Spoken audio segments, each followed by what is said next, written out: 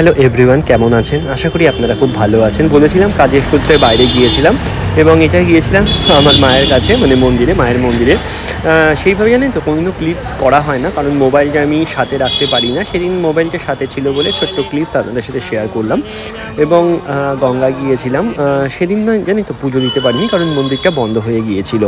এবং পুজো না দিতে পারলেও কিন্তু আপনি যদি মনে ভক্তি থাকে তাহলে কিন্তু সব কিছু হয়ে যায়।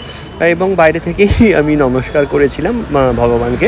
এবং তারপরে বাড়িতে আসা হয়েছিল, বাড়ির লোকসটাও পুজো করা হয়েছিল। আমি বলেছিলাম আপনাদের সাথে চন্দনযাত্রার 3 দিনই স্পেশাল ছিল, তাই অ্যাকচুয়ালি চন্দনযাত্রার 1 সপ্তাহটা খুব স্পেশাল থাকে, কারণ ভগবানকে 7 দিনই আপনাকে চন্দন দিতে হয়। মানে এটা জাস্ট কথোপকথন, 7 দিন দিলে হয় না। আমি বলেছি যা আপনি যা ধরবেন আপনাকে সারা জীবন করে যেতে হবে।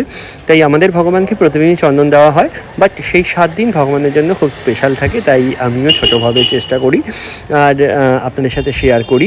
প্রতি মুহূর্তে যা হয় সব কিছুই শেয়ার করি, তাই বারবারই বলি যদি ভালো লাগে সাবস্ক্রাইব করবেন এবং ভগবানের নাম কীর্তন যতটাই ছড়ানো যায় আপনারও মঙ্গল, আমারও মঙ্গল হয়।